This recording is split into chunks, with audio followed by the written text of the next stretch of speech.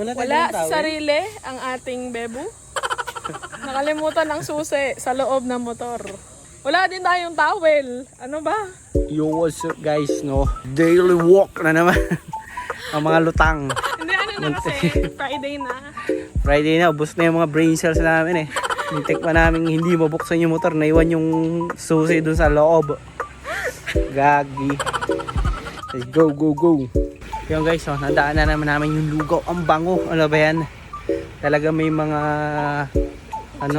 susubok talaga sa daily walk ng bawat isa, no? Pero magpakatatag lang kayo. It's Friday. Tuloy lang ang lakad. Ayun nga, no, guys. Mayroon tayong daily wisdom ngayon sa ating daily walk. Dapat pag naglalakad kayo, huwag kayo masyado tumingin sa malayo kasi baka matapilo kayo. At huwag din naman kayo laging tumingin sa likod kasi baka madapa kayo. Tumingin lang kayo dun sa tamang daan. Sa may tapat nyo lang. Parang sa ano lang yung mga iniisip nyo eh. Huwag kayo mag-isip masyado malayo sa future kasi hindi nyo pa naman yung ma-experience ngayon eh. Huwag din kayo laging tumingin sa past para hindi kayo mapigilan sa pag-move forward. Dapat lagi lang sa present, no? Yun lang. Init! Yun nga guys, no? Wala pa kami sa kalahati. Gusto nang bumalik ni Babu daw at gutom na. Ang init kasi.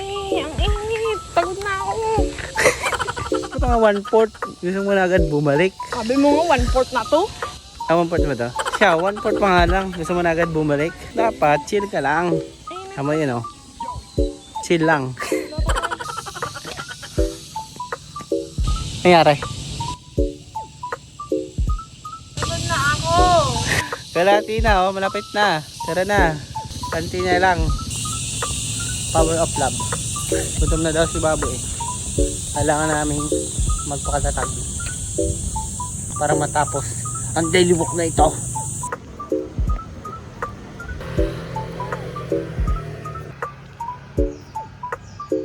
Ayun po ang gutom na. Kanina pang gustong bumalik. Tara, balik na. Mga bahay na guys. Malapit na tayo. Yo, nakaabot pa nga ng ice cream. Ito guys yung masarap na ice cream. Hanapin nyo na lang to.